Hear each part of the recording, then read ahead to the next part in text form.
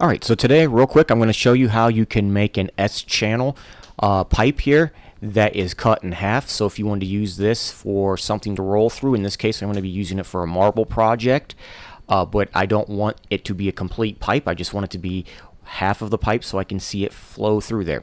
The first thing we're going to do for this, make a new design. We're going to go to the front view.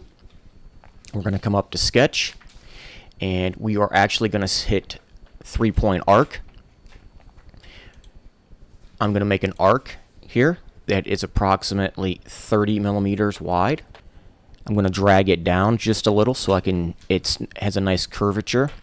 I'm going to make a new one. This time it's going to connect off of the other edge. So it's 30 millimeters here.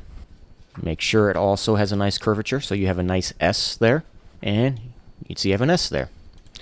Next, we're going to go up to create. We're going to hit pipe. On the right side, you'll notice there are some options.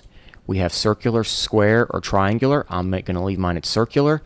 My section thickness, I want to be 2 millimeters, and make sure hollow is selected.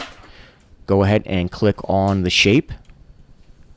Now click OK, and you will see I have a nice pipe there that's been created. This time, what I want to do is I want to cut this directly in half so I can only have half of it exposed. So let's go ahead and rotate it 90 degrees.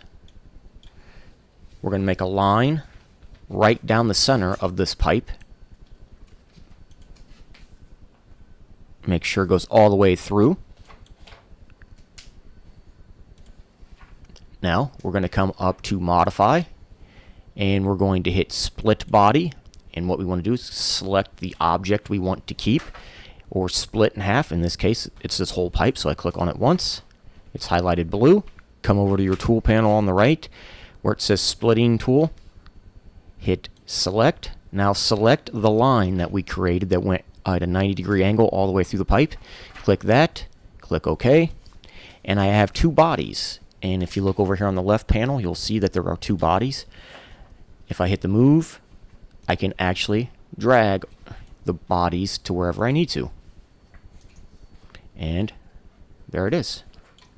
I have a nice, neat S-curve that I can use for a channel to let something flow through there. In this case, mine will be a marble.